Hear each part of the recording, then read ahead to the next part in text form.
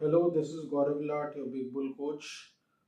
जारी रखते हुए हमारा डेली सीरीज आज क्या हुआ और आगे क्या होगा, आज के लिए यानी 16 मई 2025। बाय द वे, आज ही के दिन 11 साल पहले मोदी सरकार आई थी, 16 मई 2014 को। सो वो एक बहुत एक लैंडमार्क डे था भारत के लिए, भारत के इतिहास के लिए। सो उसी दिन को याद करते हुए अभी आगे बढ़ते हैं। आज का बाज़ार हालांकि कोई वैसा लैंडमार्क तो छोड़िए, एकदम सुस्त रहा। कल की रौनक के बाद आज बाज़ार बिल्कुल सुस्त रहा। सो बाज़ार आज सुबह को खुला तो गिफ्ट निफ्टी तो वैसे 100 पॉइंट तेज़ी दिखा रहा था, पर खुलते के साथ बाज़ार थोड़ा कमज़ोर पड़ गया। और वो कमज़ोरी बाज़ार में थोड़ी बहुत हावी रही। कुछ तो कमज़ोरी बोल सकते हैं कि ये जो ब्लॉक डील हुआ भारती का, उसके कारण शेयर में गिरावट आई 3% की, तो वो निफ्टी पर प्रेशर बनाते रहा। आईटी सेक्टर में भी थोड़ा प्रेशर था। सो उसके अलावा कुछ और वोडाफोन आइडिया का जो एक प्रॉब्लम चल रहा है। वोडाफोन आइडिया ने लगता है हाथ खड़े कर लिए हैं कि भाई अब ये साल के आगे हम और नहीं सह पाएंगे। अगर गवर्नमेंट कुछ हमको एक्सप्लिसिट रिलीफ नहीं देती है तो उन्होंने लगता है हाथ खड़े कर लिया कि अब आगे और कुछ नहीं हो पाएगा।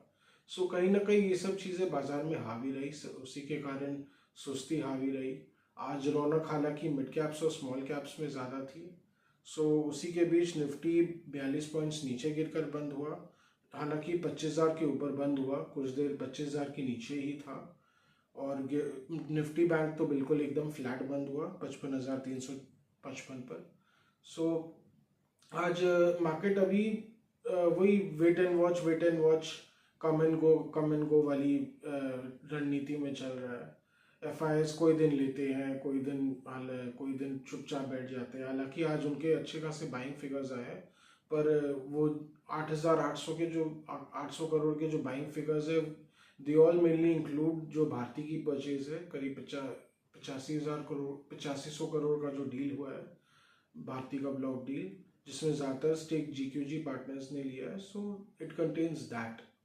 सो ओवरऑल देखा जाए तो आज बाजार में कोई चमक नहीं थी। हालांकि डीआईएस की भी बाइंग फिगर्स बहुत अच्छी आई है, तो हो सकता है कि उन्होंने ज़्यादातर मिड कैप्स और स्मॉल कैप्स में इधर उधर खरीदारी की हो, लार्ज कैप्स को मोस्टली एक मिस दे दिया है।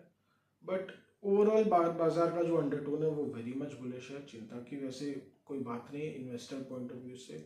शॉर्ट टर्म ट्रेडर्स के लिए हाँ, थोड़ी बहुत चिंता हो सकती है, क्योंकि बाजार का बिहेवियर जो है वो बड़ा अनसर्टन रहता है। एक दिन अचानक से तो एकदम मोमेंटम दिखा देते हैं, और एक दिन जैसे एकदम फुसा हुआ ये फुसी हुई तिल्ली जैसा एकदम हो जाता है।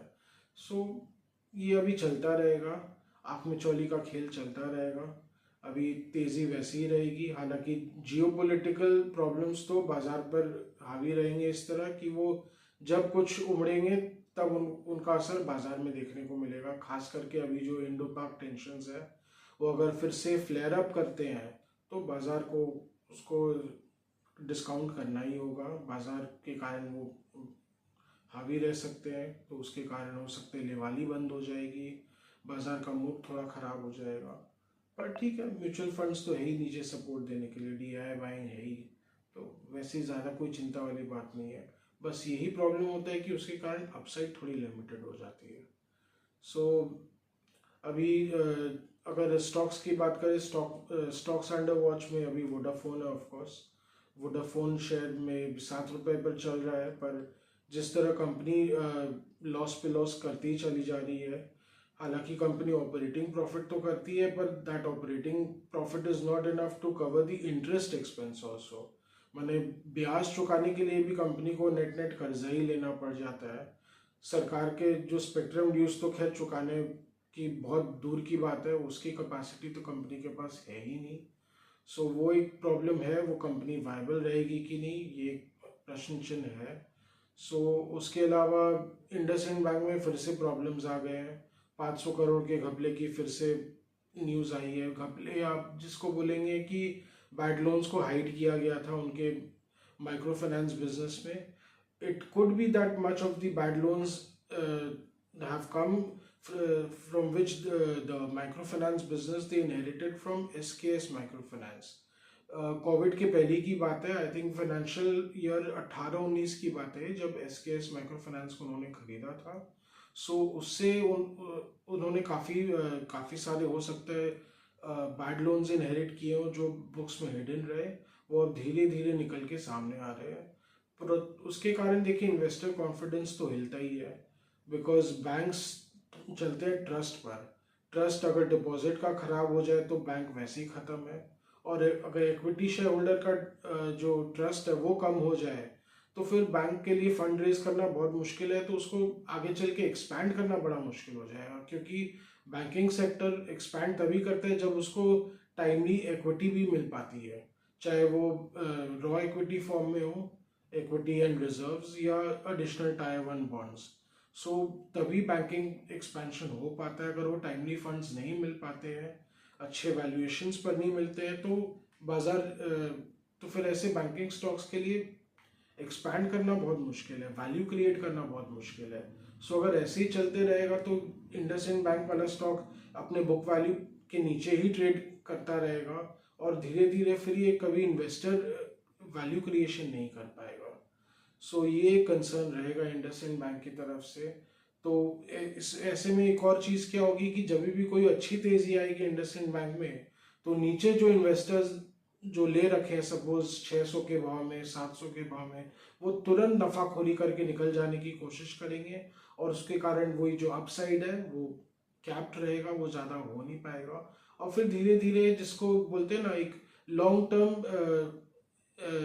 Term devaluation point of view, वो काम करेगा, वो सड़ते ही चला जाएगा लंबी अवधि में।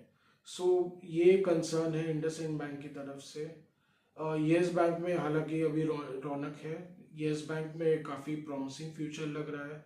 वो देखना पड़ेगा कि सुमितोमो ग्रुप कितना और एडिशनल कैपिटल डालते हैं इसमें, बिकॉज येस बैंक को अगर एक्सपैंड करना है तो उसको काफ़ी अच्छे खासी कैपिटल की ज़रूरत पड़ेगी।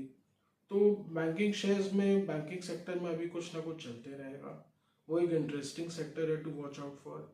आईटी सेक्टर में अभी दबाव बना हुआ है, बिकॉज कहीं ना कहीं अगेन ट्रम्प बाबू का दिन भर कुछ ना कुछ मन उखड़ा ही रहता है, कभी मन अच्छा हो जाता है, कभी इंडिया के प्रति मन एकदम से उखड़ जाता है। अभी लेटेस्ट जो एक बहुत ही खराब न्यूज़ आई है, यूएस सेनेट में बिल आया है जो 5% टैक्स लगा देगा किसी भी आउटगोइंग रेमिटेंसेस पे। सो बहुत सारे इंडियंस जो यूएस जाके काम करते हैं, उनको वो अगर अपने पेरेंट्स को अगर कुछ भेजते हैं तो 5% टैक्स भरना पड़ेगा उसमें। तो ये कहीं ना कहीं आईटी सेक्टर के लिए भी चिंता का विषय है। सो आईटी सेक्टर काफ़ी डिपेंडेंट है यूएस मार्केट पर। ऑलमोस्ट इंडियन आईटी का शायद 60% रेवेन्यू खाली अकेले यूएस मार्केट से ही आता है। सो ये सब कंसर्न्स बहुत प्रॉब्लमेटिक है, और कहीं ना कहीं इंडियन आईटी कंपनीज वो हमेशा उनको लत लगी हुई है एक सर्विस ओरिएंटेड कंपनी बन के रहने की। प्रोडक्ट कंपनी वो कभी बनना ही नहीं चाहते हैं।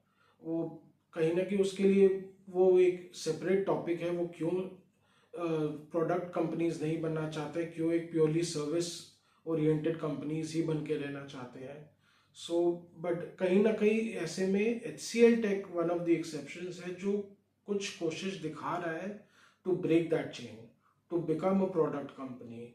जैसे कि अभी लेटेस्ट वेंचर उन्होंने फॉक्सकॉन के साथ किया उत्तर प्रदेश में एक सेमीकंडक्टर प्लांट खोलने का। ये कवायद हो सकती है लॉन्ग टर्म में अपने आप को एक प्रोडक्ट कंपनी बनाना, जो कि ओनली वायबल वे है। So one of the reasons, उसके अलावा जैसे विप्रो है, वो हालांकि कर सकती थी काम, हालांकि विप्रो भी ऐसा कुछ करते हुए दिख नहीं रही है। विप्रो ब्रांड काफ़ी लोगों के दिमाग में बसा हुआ है, because it is a consumer brand also. But again वो भी इस मामले में कुछ करना नहीं चाहते हैं।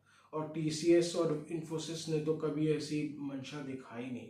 हालांकि टाटा ग्रुप, TCS चूँकि टाटा ग्रुप कंपनी है, वो कुछ कर रहा है, बट TCS के अंतर्गत कुछ नहीं कर रहा है। सो सॉफ्टवेयर शेयर्स में एक लॉन्ग टर्म प्रॉब्लम हमेशा दिखती ही रहेगी, उसके कारण अपसाइड हमेशा लिमिटेड रहेगा। तो एक लॉन्ग टर्म इन्वेस्टर के पॉइंट ऑफ व्यू से बहुत मैंने वैल्यू क्रिएटिंग प्रोपोजिशन नहीं रहेगा इनमें इन्वेस्ट करना। यही था आज का व्लॉग। आज का व्लॉग यहीं पे रखते हैं, हमारा वीकली डेली व्लॉग्स। उसके अलावा हम कोशिश करेंगे वीकली व्लॉग्स लाने का एक इन्वेस्टर पॉइंट ऑफ व्यू से। So do like, share and subscribe to our channel. Do comment on our videos, any stock specific queries और views, please let us know. We are always open for interaction. Thank you.